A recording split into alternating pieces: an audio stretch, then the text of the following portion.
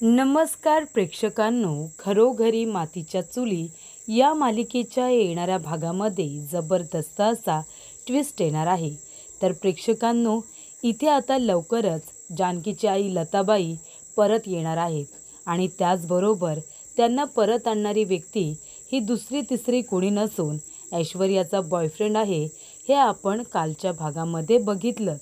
पण इथे आता ऐश्वर्या हिचा प्लॅन उधळून लावत इथे आता लताबाईंना पोलीस स्टेशनमध्ये सोडण्याचा त्या व्यक्तीने निर्णय घेतलेला असतो. त्यामुळे इथे आपोआपच लताबाईंचा शोध पोलिसांनी लावल्यासारखं होणार आहे आणि त्यामुळे इथे लताबाई जिवंत आहेत ही बातमी ऐश्वर्याला कळल्यानंतर ऐश्वर्याला जणू काही वेडच लागणार आहे. त्यामुळे प्रेक्षकांनो, इथे आता ऐश्वर्याला धडा शिकवण्यासाठी संपूर्ण रणदिवे कुटुंबांनी जी काही रणनीती आखलेली असते त्याच्यामध्ये ऐश्वर्या बरोबर अडकलेली असते आणि नकळतपणे काही लोकांनी जानकीची मदत केलेली असते. त्यामुळे लवकरच या प्लॅनचा जानकीला आणि संपूर्ण रणदिवे कुटुंबाला फायदा होणार असतो. तर इथे जानकीला तिची आई म्हणजे लताबाई परत मिळणार असते आणि त्याचबरोबर प्रॉपर्टीचे पेपर हे जानकीच्या हातामध्ये आलेले असतात. त्यामुळे इथे आता रणदिवेंच्या प्रॉपर्टीचं डील हे जानकीने थांबवलेलं असतं आणि आपलं गोकुळ हे ऐश्वर्याच्या तावडीतून वाचवलेलं असतं. तर प्रेक्षकांनो, येणाऱ्या भागामध्ये इथे आता ठरल्याप्रमाणे सारंग येऊन रात्रीच्या वेळेला ऐश्वर्याला बरोबर घाबरवत असतो. त्यामुळे इथे रात्रीच्या अंधारात येऊन इथे सारंगने ऐश्वर्याला घाबरवून खूप मोठा धमाका केलेला असतो. तिला वेडं करण्याचा प्रयत्न केलेला असतो. आत्तापर्यंत इथे ऐश्वर्या जानकीसारखी साडी नेसून आणि तिच्यासारखा गजरा माळून तिने खूप कारस्थानं केलीत आणि इथे जानकीला फसवलंय. पण इथे आता सारंगने त्या सगळ्याचा वचपा काढलेला असतो. इथे अगदी भूत बनून रात्रीच्या अंधारात ऐश्वर्याला चांगलंच घाबरवलेलं असतं. एवढंच नाही प्रेक्षकांनो, जेव्हा इथे सारंग आलाय असं ऐश्वर्या म्हणायला लागते तेव्हा जानकी आणि इथे सुमित्रा ऐश्वर्याकडून सगळ्या कारस्थानाचा बदला घेत ऐश्वर्याची आता रवानगी वेड्यांच्या हॉस्पिटलमध्ये करण्याचा निर्णय घेतात आणि इथे आता वेड्यांच्या हॉस्पिटलमधून मनोरुग्णालयातून गाडीसुद्धा बोलावतात आणि इथे ऐश्वर्याला वेड्यांच्या हॉस्पिटलमध्ये पाठवण्याची तयारी सुरू करतात. तर प्रेक्षकांनो, येणाऱ्या भागामध्ये कशा पद्धतीने गोष्टी घडत जातात आपण सविस्तरपणे बघूया. प्रेक्षकांनो, आपण बघितलं इथे आता संपूर्ण रणदिवे एकत्र येऊन ऐश्वर्याला धडा शिकवण्याची तयारी करतायत. तर इथे गणपती मिरवणुकीमध्ये असू दे किंवा भजनमध्ये असू दे, सारंग सारखा ऐश्वर्याला दिसत असतो. पण ती म्हणत असते की मला सारंग दिसलेत. कुणीही तिच्या बोलण्यावरती विश्वास ठेवत नाही. सगळेजण म्हणत असतात नाही, सारंग तर आम्हाला दिसलाच नाही. तर इथे सगळेजण नाटकच करत असतात. पण ऐश्वर्याला आता कळत असतं कुठेतरी पाणी मुरतंय.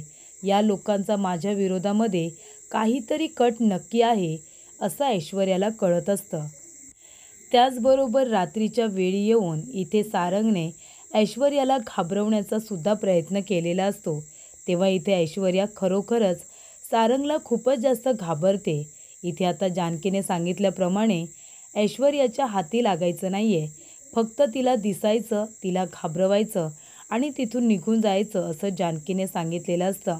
ऐश्वर्या खूपच जास्त चलाक आहे, ती तुम्हाला पकडण्याचा नक्कीच प्रयत्न करेल असं जानकीने आधीच सारंगला सांगितल्यामुळे सारंगसुद्धा जास्त रिस्क न घेता तिला घाबरवून तिथून निसटून जातो.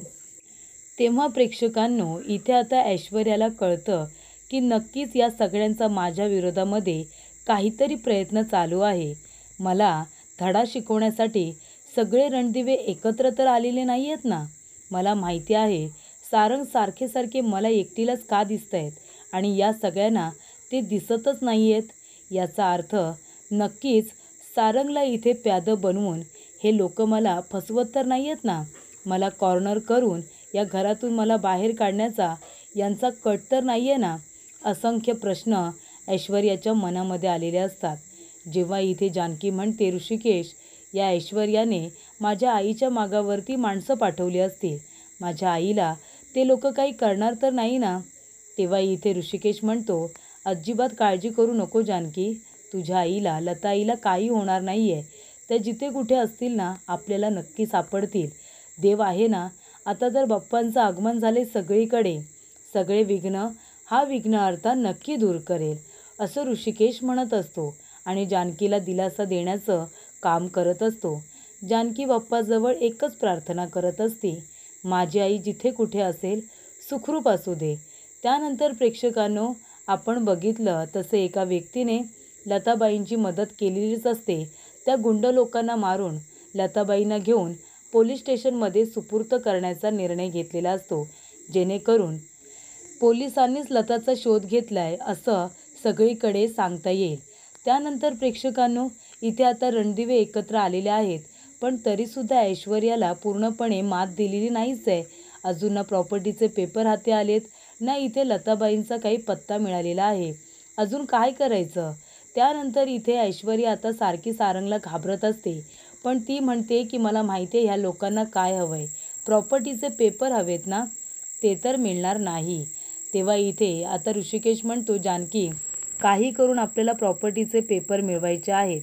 मी ऐश्वर्याच्या रूममध्ये जातो, तू खाली नजर ठेव. एकदा का ऐश्वर्या आली की मला खुणाव, मग मी लगेचच बाहेर येतो.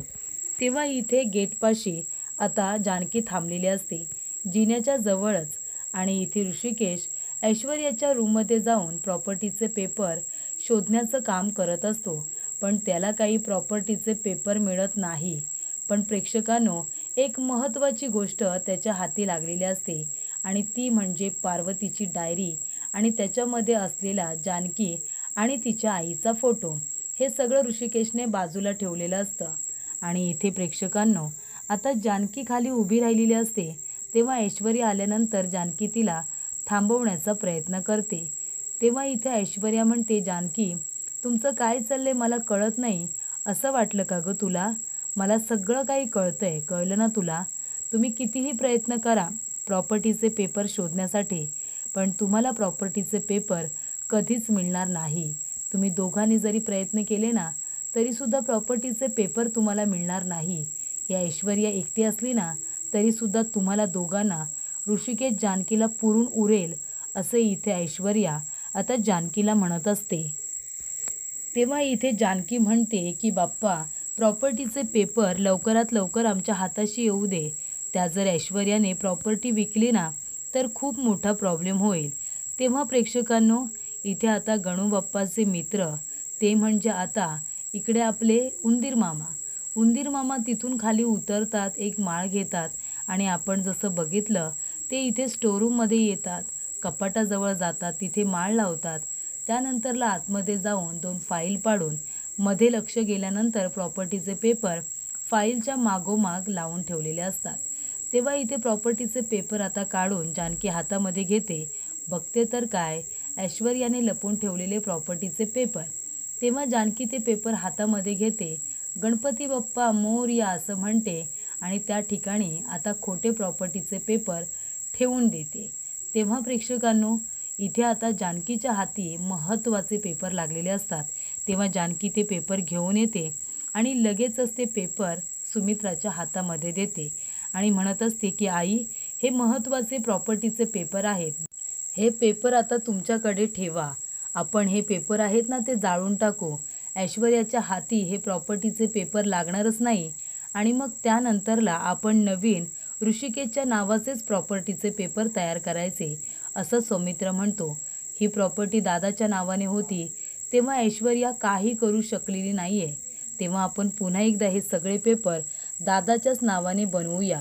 या ऐश्वर्यामुळे घराचे तुकडे झाले होते ना, हिस्से झाले होते, पण पुन्हा एकदा आपण सगळे रणदिवे एकत्र आलोय, त्यामुळे प्रॉपर्टीचे पेपर दादाच्याच नावाने बनणार, असं सौमित्र म्हणतो. तेव्हा इथे ऐश्वर्याच्या नावाचे सगळे पेपर जाळून आता खाक केलेले असतात. तेव्हा इथे आता ऐश्वर्या म्हणते की तुम्हाला सगळ्यांना ही प्रॉपर्टीचे पेपर हवेत म्हणून मला वेडं सिद्ध करताय ना, पण आता बघाच ही ऐश्वर्या काय करते. तेव्हा ऐश्वर्या त्या माणसाला फोन करते आणि म्हणते की तुम्हाला रणदिवेंची प्रॉपर्टी विकत घ्यायची आहे ना, तुम्हाला माझ्याबरोबर डील करायचं आहे, 50 कोटी रुपये द्या आणि संपूर्ण रणदिवेंची प्रॉपर्टी तुम्ही तुमच्या नावावरती करून घ्या. डील जर मंजूर असेल तर लवकरात लवकर मला पैसे द्या आणि प्रॉपर्टीचे पेपर तुमच्याकडे घ्या. तेव्हा इथे 50 कोटीमध्ये तो व्यक्ती आता रणदिवेंची प्रॉपर्टी विकत घ्यायला तयार होतो. तेव्हा प्रेक्षकांनो, इथे आता ऐश्वर्या स्टोरूममध्ये जाते आणि दुसऱ्याच दिवशी ती प्रॉपर्टीचं डील करणार असते. बघायला जाते प्रॉपर्टीचे पेपर. बघते तर काय, बघायला घेतल्यानंतर ते डुप्लिकेट पेपर असतात. ती प्रॉपर्टी इथे ऐश्वर्याच्या नावावरतीच नसते. तेव्हा प्रेक्षकांनो, ऐश्वर्याची आता वेळ लागण्याची वेळ आलेली असते. ती म्हणते, हे काय झालं, प्रॉपर्टीचे पेपर कुठे गेले, आता मी काय करू, मला कळतच नाही आहे. तेव्हा प्रेक्षकांनो, इथे आता ती टेन्शनमध्ये असताना सारंग पुन्हा तिच्यासमोर येतो, पुन्हा बाजूला निघून जातो. तेव्हा इथे ऐश्वर्या म्हणते, हे काय होतं आहे मला, एकतर प्रॉपर्टीचे पेपर गायब आहेत आणि त्याच्यामध्ये सारंगचा भासका होतो आहे. प्रॉपर्टीचे पेपर मी इथेच ठेवले होते, कोणाला माहितीसुद्धा नव्हतं, मग त्या जानकीच्या हाती तर पेपर गेले नाही आहेत ना. तेव्हा ऐश्वर्या येते आणि म्हणत असते की कुठे आहेत प्रॉपर्टीचे पेपर, प्रॉपर्टीचे पेपर कुठे गेले. सारंग पुन्हा मध्ये येतो, पुन्हा तिला घाबरवतो. स्टोरूममध्ये ऐश्वर्या पूर्णपणे घाबरून गेलेली असते. तिची आता पळापळ होते. ती म्हणते, सारंग तुम्ही मुद्दामून हे सगळं करताय का, सारंग मुद्दामून करताय का. आणि ती धावत पळत स्टोरूममधून आता बाहेर येते. तेव्हा सगळेजण तिच्या जवळ येतात आणि विचारतात, काय झालं ऐश्वर्या, काय झालं. तेव्हा ऐश्वर्या म्हणत असते की सारंग, सारंग दिसले मला, सारंग. तेव्हा सगळेजण म्हणतात, नाही नाही, इथे कुठे सारंग आहे, नाही सारंग इथे नाही आहे. तेव्हा प्रेक्षकांनो, इथे आता प्रॉपर्टीचे पेपर सुमित्रा घेते आणि सगळेजण मिळून ते पेपर तर जाळून टाकलेलेच असतात. तेव्हा इथे ऐश्वर्या म्हणते, हे काय केलं तुम्ही, काय जाळलं आता. तेव्हा इथे जानकी म्हणत असते, अगं काही नाही, कुणीतरी ना इथे लबाडीने घराचे पेपर स्वतःच्या नावावरती केले होते. तेच पेपर आम्ही सगळ्या रणदिवेंनी मिळून जाळून टाकले आणि आता ही प्रॉपर्टी ज्यांची आहे ना त्यांना ती परत मिळाले, हो की नाही आई. तेव्हा इथे आता सुमित्रा म्हणत असते, अगं पण हे खोट्या प्रॉपर्टीचे पेपर कुणी तयार केले होते, मला तर बाई काही कळलंच नाही. तेव्हा इथे ऐश्वर्या म्हणते, आई अहो असं कुणी का करेल ना. तेव्हा सुमित्रा म्हणते, काय माहिती कुणी काय केले आणि तुला काय झालं, तू काय इतकी घाबरलेस. तेव्हा ऐश्वर्या म्हणते की आई अहो सारंग, सारंग आले होते, ते मला घाबरवत होते. कुठे घाबरवत होतं तुला, कुठे दिसलं तुला सारंग. स्टोरूममध्ये दिसले, स्टोरूममध्ये दिसले, तिथे कशाला गेली होतीस तू, असं सुमित्रा विचारते. ती म्हणते, काही नाही, सहजच गेले होते, सहजच गेले होते. कारण ऐश्वर्या आता जर खरं बोलली तर तिच्या बाजूने त्या घरामध्ये एक व्यक्ती असते, ती म्हणजे सुमित्रा. सुमित्रासुद्धा आता तिच्यावरती अविश्वास जर ठेवायला लागली तर मग त्या घरामध्ये तिचा टिकाव काही लागणार नाही. तेव्हा इथे सारंग आले होते असं म्हणाल्यानंतर जानकी म्हणते, आई ऐश्वर्याच्या डोक्यावरती काय परिणाम झाला आहे का. अहो कधीपासून ती नुसती सारंग भाऊजी, सारंग भाऊजीच करते. आपण एक काम करूया का, ऐश्वर्याला ना डॉक्टरांची गरज आहे. आपण एक काम करूया, मनोरुग्णालयामध्ये फोन करू, त्यांची गाडी बोलूया आणि आपण आहे ना ऐश्वर्याला आता मनोरुग्णालयामध्ये पाठवून देऊया, वेड्यांच्या हॉस्पिटलला. घ्यायची का आता वेड्यांच्या हॉस्पिटलमधून गाडी मागून घ्यायची. तेव्हा प्रेक्षकांनो, इथे सुमित्रा म्हणते, हो गं बाई तसंच कर, मला न्यायला नाही का ऐश्वर्याने गाडी बोलावली होती. चल आता एक काम कर, तीच गाडी बोलाव आणि ऐश्वर्याला आता मनोरुग्णालयामध्ये जाऊ दे, असं इकडे आता सांगितलं जातं. तेव्हा ऐश्वर्या म्हणते, आई असं काय करताय तुम्ही, अहो मला काही वेळ वगैरे लागलेलं नाही आहे, अहो मी खोटं का बोलेन, माझे सगळे सेन्सेस आहेत ना ते चालू आहेत, मी सगळ्या गोष्टींमध्ये व्यवस्थित विचार करते. आई मला माहिती आहे सारंग जिवंत आहेत, ते मला खरोखर दिसले होते, ते वेगवेगळ्या वेशात माझ्यासमोर येत आहेत आणि मला घाबरवत आहेत. तेव्हा सुमित्रा म्हणते, अगं का, पण सारंग असं का करेल, तुला का घाबरवेल, त्याचं तर तुझ्यावरती प्रेम होतं ना. तेव्हा इथे आता ऐश्वर्या म्हणते, हो आई होतं, पण का माहिती हे सगळं आहे ना हे सगळेजण मिळून करतायत. जानकी मला मुद्दामून इथे आता फसवण्यासाठी, वेड्यांच्या हॉस्पिटलमध्ये पाठवण्यासाठी हे सगळं करत असेल. गाडी आलेली असते, ती माणसं आता ऐश्वर्याला पकडून घेऊन जात असतात. तेव्हा प्रेक्षकांनो, ऐश्वर्या इतकी घाबरते की ती म्हणते, नाही आई मी कुठेही जाणार नाही आहे.